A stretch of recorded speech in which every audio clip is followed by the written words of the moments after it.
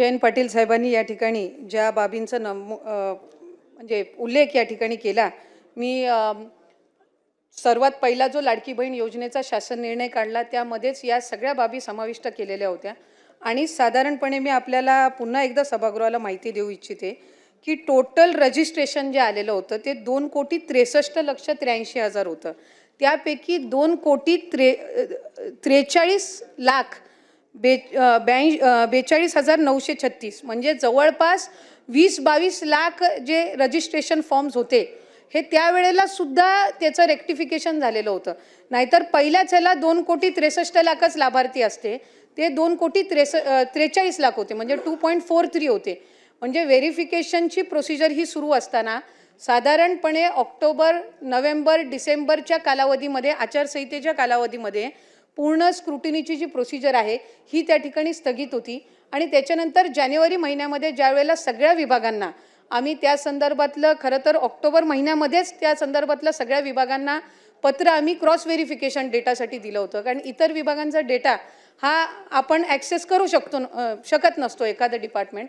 तर त्या ह्याच्यामध्ये जानेवारीमध्ये जशी त्यांच्याकडनं हा सगळा डेटा प्राप्त होत गेला त्या पद्धतीने याच्यामध्ये सुधारणाही केली गेली।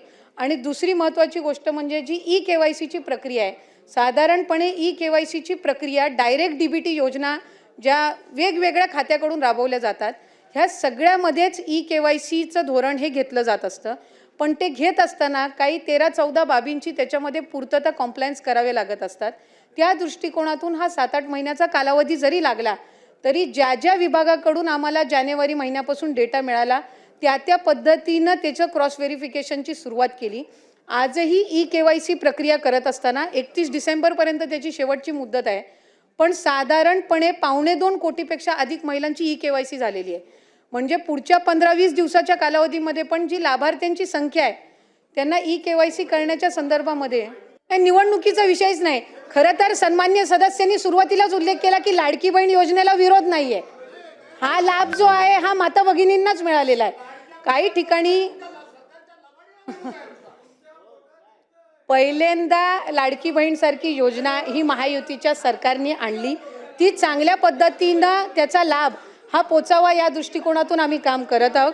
आणि मला सन्मान्य सदस्य महोदयांना सुद्धा, भास्करराव जाधव साहेब असतील आणि इतर सगळ्यांना सुद्धा सांगायचं आहे की या योजनेला 1 वर्षापेक्षा कमी कालावधी झालेला आहे आणि सर्वात जास्त लाभार्थी असणारी ही योजना, त्याच्यामुळे वर्षभराच्या कालावधीमध्ये याच्यामध्ये काही त्रुटी सुधारणा ह्या सगळ्या बाबींवर आम्ही लक्ष केंद्रित करत आहोत।